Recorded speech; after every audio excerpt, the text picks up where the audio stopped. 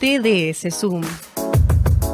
Todas las semanas, entrevistas periodísticas en la voz de los protagonistas del mercado, con el respaldo de reconocidos especialistas y profesionales. Accede desde el canal de YouTube. Estás escuchando un contenido exclusivo de Tiempo de Seguros. ¿Quién no escuchó la frase "lo que no se puede medir no se puede mejorar"?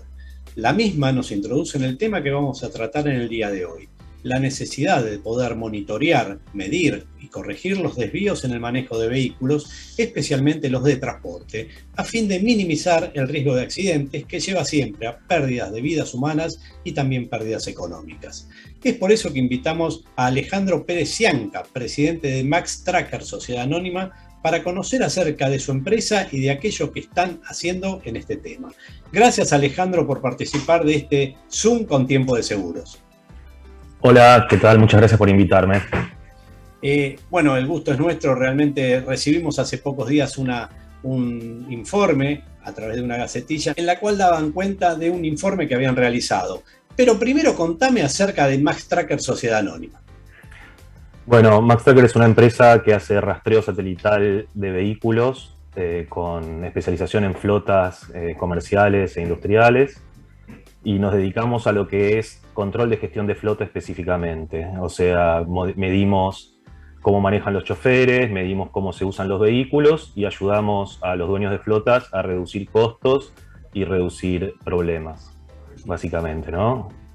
Ok, y contame ahora sí, ¿qué resultados arrojó ese reciente reporte de conducta de manejo en unidades de transporte?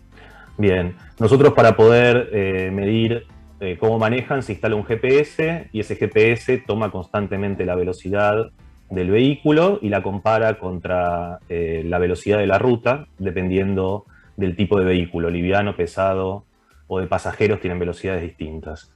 Y en base a esa comparación de velocidades, nuestro sistema, usando lo que se llama Big Data, o sea, comparando una gran información de datos, saca la conducta de manejo de cada uno de los choferes. Y eso lo que nos dio es algo muy interesante, que es que dentro de los vehículos de este tipo, que como digo son comerciales, choferes profesionales la mayoría, el 60% en el último mes cometió al menos una infracción de exceso de velocidad, y de los que cometieron, un 50% de los que cometieron infracciones cometieron también frenadas y movimientos bruscos o abruptos, que son muy, digamos, peligrosos para todo lo que es el tránsito. ¿Sobre qué universo de casos tomaron esta muestra? O sea, ¿cuántos fueron los vehículos que pudieron de alguna manera controlar? Son 5.500 vehículos, más o menos la mitad son camiones y la otra mitad son vehículos tipo pick-up o autos de trabajo, y andan tanto en ciudad como en rutas, ¿no? O sea, en todo el país, principalmente la ciudad de Buenos Aires, AMBA, y rutas del interior del país. Y contame acerca de las conclusiones de este informe en cuanto a, por ejemplo, tema exceso de velocidad. Porque puede pasar que el camión necesite exceder la velocidad un determinado tiempo para un sobrepaso, por ejemplo. ¿Eso queda registrado? ¿Se considera en este informe que ustedes elaboran? No, justamente nosotros hace muchos años que trabajamos con el tema de reportes de conducta de manejo. Nos especializamos primero con los petroleros, que es el primer mercado en Argentina que empezó a medir eso, y después fue creciendo hacia otros mercados que antes no le daban tanta atención y ahora le están dando, y fuimos mejorando nuestro algoritmo para que lo detecte de la mejor manera. Y para eso, y asegurarnos de no tener falsos positivos, se toma un exceso de velocidad cuando es más de un minuto consecutivo en exceso de velocidad. Un minuto consecutivo a 120 km por hora son 2 kilómetros, o sea que no hay error en cuanto a que puede ser un sorpaso o no. Si es un sobrepaso de menos de un minuto, el sistema lo considera, lo aplica al scoring, pero no lo castiga tan grande como una de estas infracciones de más de un minuto. Y estas precisamente que te digo, este 60% que se dio, son de las de más de un minuto. Y contame específicamente en lo que hace a exceso de velocidad, ¿qué porcentaje le dio que los choferes estaban de alguna manera incumpliendo las velocidades máximas? Mirá, como mínimo, los choferes, el 60% de los choferes cometen una infracción de estas por mes, pero en muchos casos es mucho más alto. Hay vehículos que andan por rutas lejanas y con pocos controles, donde es habitual y tienen muchísimo más incidencia. Eso no solo genera la posibilidad de accidentes, sino que también, desde el punto de vista económico, también es un costo enorme en cuanto a consumo de combustible y también la posibilidad de tener accidentes que, más allá de que puedan ser fatales o no, generan pérdidas en la mercadería y en los tiempos de distribución. Ustedes también miden aceleraciones y frenadas bruscas. ¿Por qué es importante medir ese tipo de conductas al volante?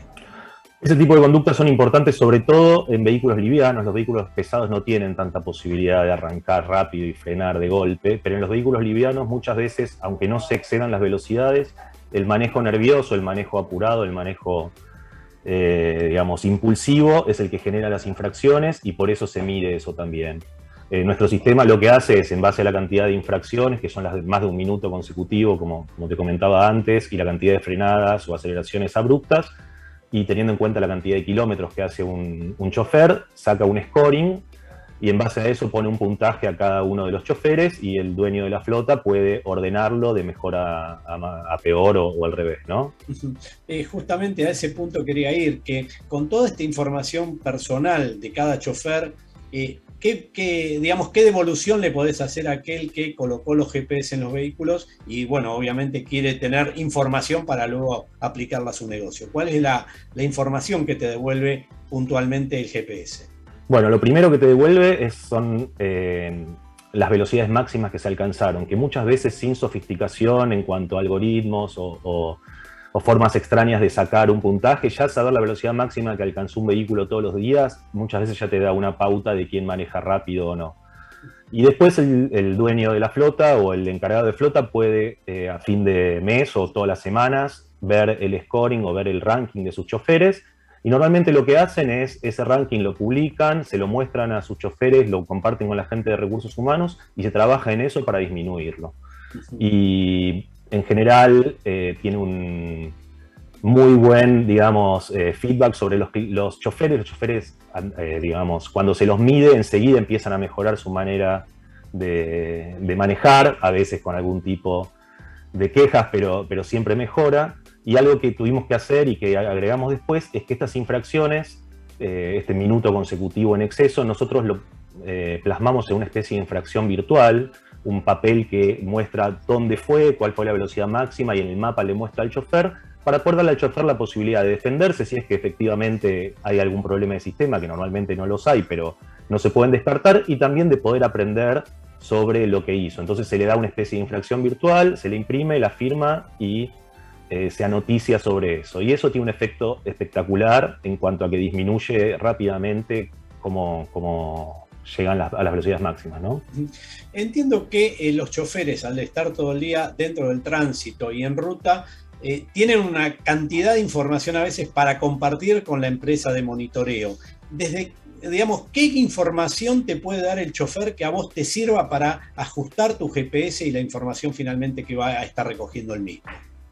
Como estas infracciones tienen en cuenta la cartografía y la velocidad de cada una de las rutas, y digamos, la red vial es un organismo vivo y va cambiando, existe la posibilidad de que algunas de las velocidades que nosotros tenemos relevadas estén viejas, o una ruta se haya cambiado por una autopista, o una calle de tierra se haya cambiado por una ruta, y entonces el chofer a noticiarse de esto y rechazarlo o decir que está mal, a nosotros nos llega esa devolución y actualizamos el mapa.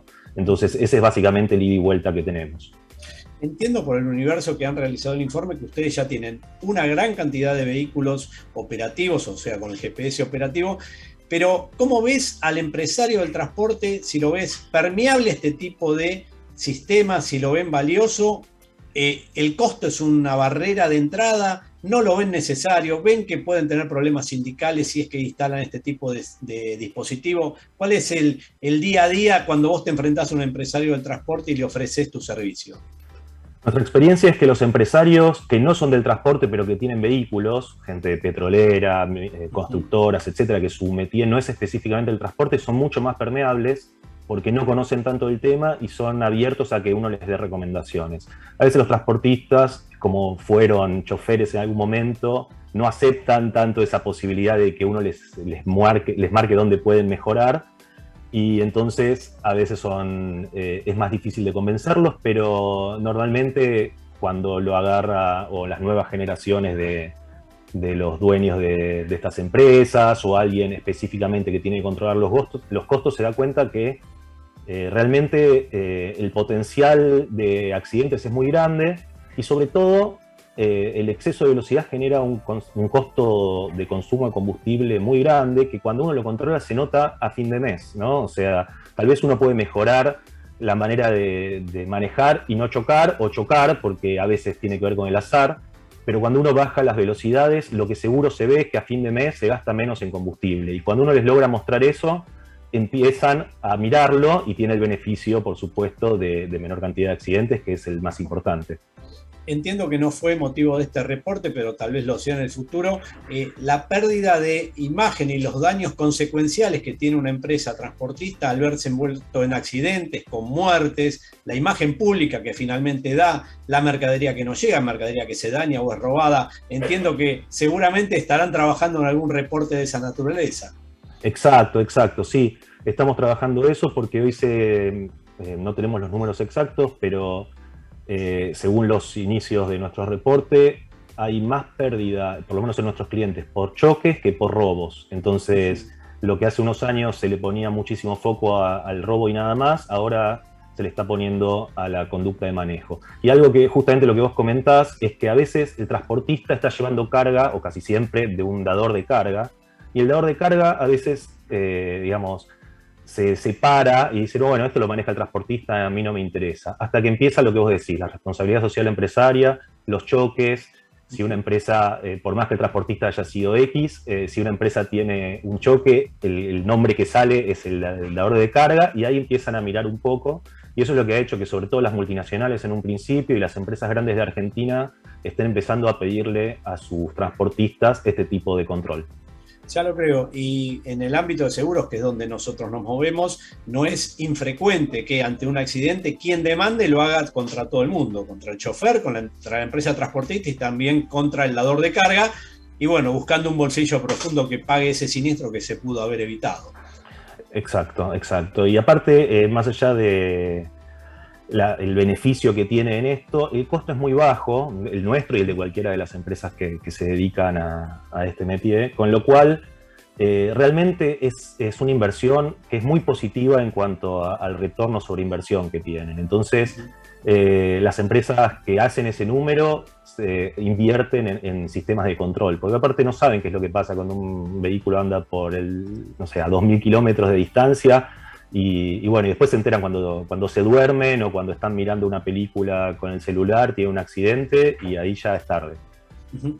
Así como de alguna manera informan al chofer que incumplió el incumplimiento, ¿hay alguna forma de manifestarle al chofer que sí cumple, que ha sido tal vez, por ejemplo, el mejor chofer del mes de esa flota por haber tenido los mejores reportes del GPS? Exacto, nosotros, más allá del boletín que le damos a cada uno de los choferes, se arma un ranking general de cada una de las flotas, y las empresas que más bola le dan a esto normalmente lo cuelgan en las carteleras de la empresa, en los comedores, etcétera, para que los que aparecen en verde se sientan, digamos, contentos de que aparecen y son premiados, muchos hasta dan bonos, y los que aparecen en rojo, bueno, empiezan a tener un poco de vergüenza, porque la verdad es que no hay ningún tipo de orgullo en manejar más rápido, ¿no? Entonces, sí, efectivamente, como vos decís, es una retroalimentación positiva para los buenos y para los malos. Alejandro Pérez Cianca, presidente de MaxTracker, ha sido un gusto charlar contigo acerca de este reporte de conducta en el manejo de unidades de transporte, y seguramente que en la medida que vayan generando nuevos reportes volveremos a charlar, porque nosotros desde el ámbito del seguro siempre estamos interesados en aquellos que suman a la disminución de los siniestros, no porque a la industria del seguro no le guste pagar siniestros, sino porque sabemos que eso conlleva a veces pérdidas humanas invalorables y pérdidas económicas que se pueden evitar. Así que gracias por haber compartido con nosotros esta charla. Muchísimas gracias y bueno, espero la próxima. Un abrazo.